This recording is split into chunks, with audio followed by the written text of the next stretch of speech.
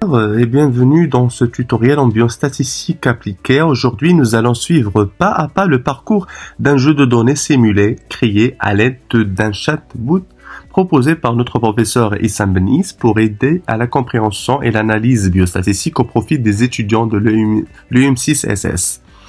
Alors, après, on a demandé le chatbot de nous proposer un tableau Excel qui va nous permettre de réaliser l'ensemble des calculs de la tendance centrale pour mieux comprendre les différents types de variables pour un échantillon de 150 participants, tous les patients vus au service de réanimation d'un centre hospitalier universitaire. Tous les participants sont âgés entre 18 et 70 ans et la moitié d'entre eux sont de sexe féminin. Il nous a montré aussi une base de données qui contient identifiant de patients, sexe, âge, durée de séjour, score de gravité, issu, diagnostic principal.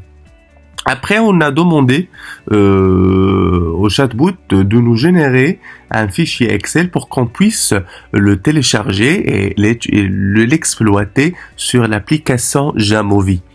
Après le téléchargement du fichier, on l'a stocké sur le bureau de notre PC. On va ouvrir l'application Jamovi, comme vous voyez bien, c'est là. L'application Jamovi, pour bien exploiter notre fichier d'Excel, il faut qu'on l'apporte de notre bureau. On va ouvrir notre fichier Excel qui est déjà stocké.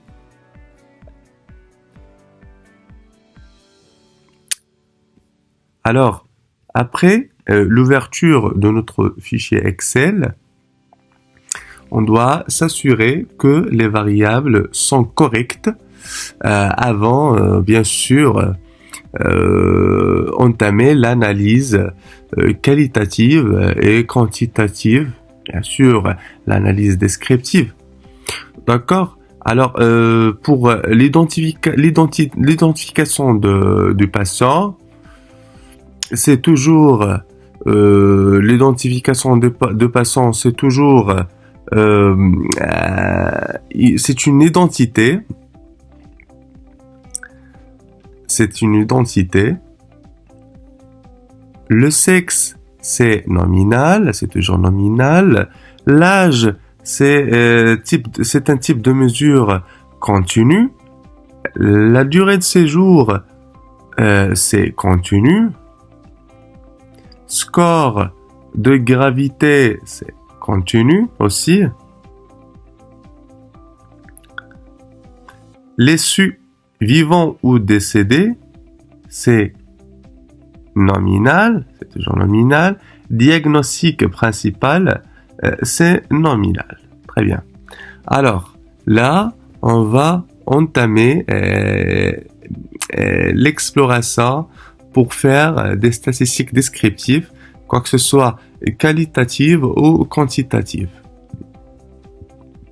Pour commencer les statistiques descriptives qualitatives, il faut tout d'abord coucher tableau de fréquences et importer les variables qualitatives comme sexe, issu et diagnostic principal. Alors, comme vous voyez bien, là, on a les fréquences de chaque sexe. Femme, 82. Homme, 68. Le pourcentage total, c'est 54,7%. Et l'homme est 45,3%. Le cumulé, 54,7% et 100% pour l'homme.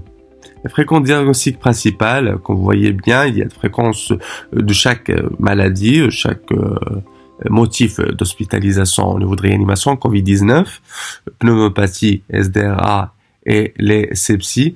On a 38, 30, 49, 33 et ils sont répartis en pourcentage cumulé. Pour la partie des graphes, et la partie bien sûr qualitative, on peut pas utiliser les histogrammes, les boîtes de moustaches, les graphes QQ bien sûr, on utilise juste les diagrammes en barre, d'accord?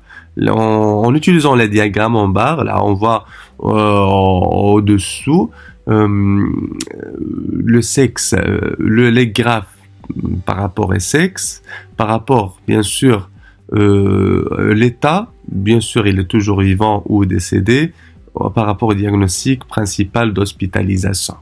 D'accord? Passons bien sûr à la description des statistiques quantitatives. D'accord? En ce qui concerne les valeurs ou les variables quantitatives, comme l'âge, durée de séjour, score de gravité, qu'on voyait bien. On a un tableau des statistiques descriptives des âges, des durées de séjour, de score de gravité, en utilisant de variables sur plusieurs lignes. Là, on trouve bien sûr les types de dispersion. Bien sûr, on a l'écart type, minimum, maximum, écart interquartile, variance étendue, et cela va être apparu au niveau du tableau.